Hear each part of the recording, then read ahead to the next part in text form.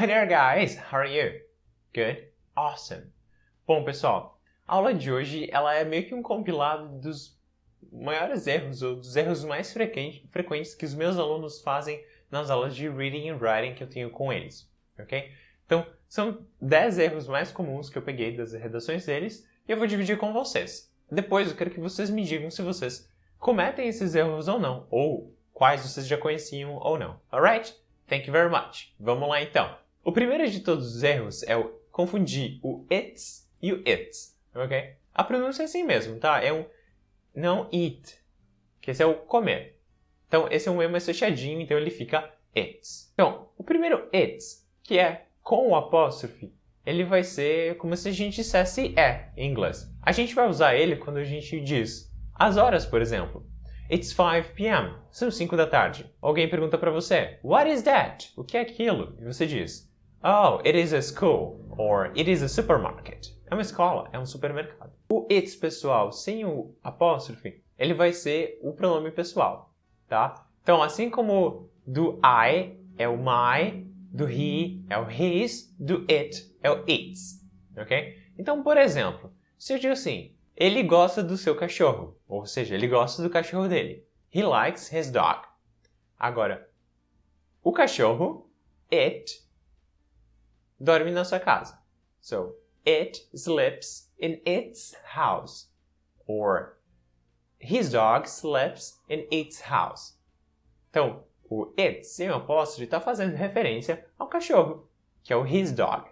E aí, como é um objeto, a gente não pode usar he or she, então a gente vai usar it. O segundo erro mais comum, pessoal, é misturar other, others, another. O other é bem fácil de usar. Ele pode ser tanto outro como outros. Então, posso dizer, I want other shoes.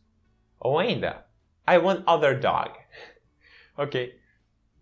Já o others vai ser quando a gente está se referindo a alguma coisa que já foi falada. Então, por exemplo, se eu digo para vocês, I have 10 books. Where are the others? Então, para mim não repetir where are the other books, eu digo where are the others? Então, em others fica subentendido other books. Já another, ele vai significar um outro. Tá? E vai ser como se você estivesse falando de uma opção a mais. Então, você está na loja e o vendedor te mostrou 5 camisetas. Você não gostou delas e você vai dizer don't you have another?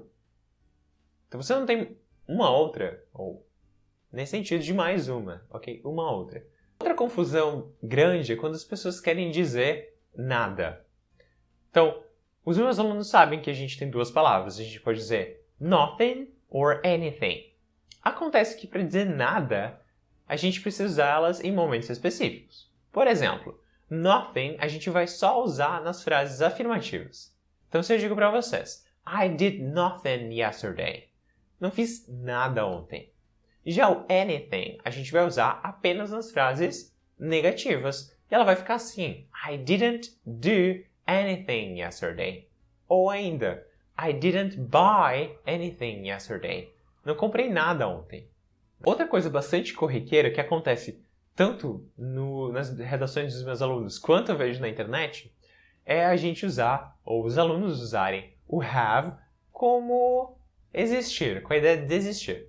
Como se eu quisesse dizer, tem um carro na rua, ou tem um cachorro na rua, eles dizem assim, have a dog on the street, ou have a car on the street. Na verdade, em inglês, se a gente quer falar que alguma coisa existe, nesse sentido, que no português a gente diz, tem um carro na rua, nós vamos usar a palavra there is, se for para uma coisa ou algo que é incontável, e there are, se for mais de uma coisa. Ok? Então, por exemplo, there is a car on my street. Or, there are a lot of people in the park. Então, tem muitas pessoas no parque. Tem um carro na minha rua. Ok? Foram os exemplos que eu dei agora. Então, muito cuidado. Se vocês querem saber mais sobre there is and there are, confiram o vídeo aqui e vocês vão aprender bastante. Outra coisa bem comum é a confusão entre as palavras que são contáveis e incontáveis.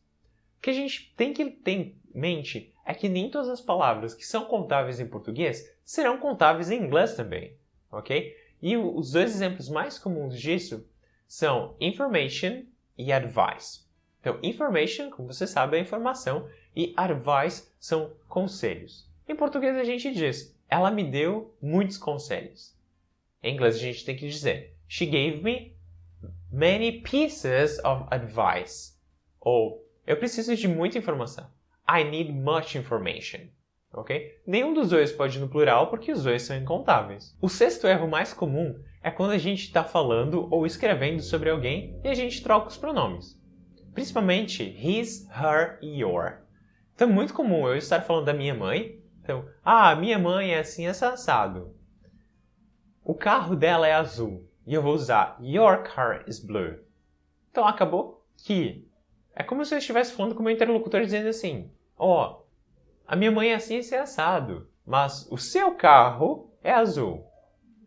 Acontece que em português a gente pode dizer, seu carro é azul, me referindo ao carro da minha mãe. Acontece que em inglês não. Cada pessoa vai ter um pronome específico. Por exemplo, my mom é she. Então, se eu quero dizer o carro dela, eu não posso usar your, eu vou ter que usar o possessivo certo, que combina. Então, no caso, é o her. E do he é o his. Então, é uma coisa que a gente precisa ter em mente quando a gente está montando as frases. E vale um pouco de prática também, tá? Então, fazer os exercícios mesmo ajuda bastante a gente criar essa relação na nossa cabeça. O número 7 é a diferença entre why e because. O português é um pouco mais difícil que o inglês, né? Nesse sentido dos porquês. Em português a gente tem 4, em inglês a gente só tem 2. Why e because. E eles servem para os mesmos propósitos. Why vai ser aquele pronome que a gente vai usar no comecinho da frase, da pergunta. Então, why did you go there? E você responde, I don't know why I went there. Então, não sei por que, eu não sei a razão que eu fui lá. E aí, você pode dizer, why did you go there? I went there because I needed information. Então, eu fui lá porque eu precisava de informação. Então, eu estou explicando por que eu fui lá. Outro erro comum que às vezes os meus alunos de níveis intermediários fazem, eu fico arrepiado, é eles trocarem e dizerem I have years old. Gente, não pode! Gente, não pode. I am. Vamos praticar esse mantra. I am 24 years old. I am 24 years old. Ok? Então, esse é muito importante e é um erro bem básico, tá? É importante para você ficar de olho. Outro erro bem comum é o uso do the. O the, ele é o artigo definido do inglês. E ele vai definir aquilo que a gente já falou, um objeto, um noun, que a gente já tenha comentado sobre ele. Por exemplo, se eu digo assim, I bought an apple. Eu comprei uma maçã. Someone ate the apple. Alguém comeu a maçã. E aí você já sabe que alguém comeu a minha maçã. Aquela maçã que eu comprei. Para especificar as coisas, a gente não pode dizer The Brazil is a very big country. Por que Brasil? Quantos Brasils tem aí, pessoal? É isso aí, só um Brasil a gente tem. Então a gente não vai precisar colocar the na frente de Brasil ou the na frente de nomes pessoais. Por exemplo, The Maria goes to school every day. Em português, algumas pessoas colocam a Maria vai para a escola. Mas em inglês, não pode e não precisa, ok? Vamos então para a última dica de hoje. E o último deles é querer dizer, vindo do português, né? Por exemplo, fumar faz mal para a saúde, ou é ruim para a saúde. E aí as pessoas vão fazer, to smoke is bad for your health.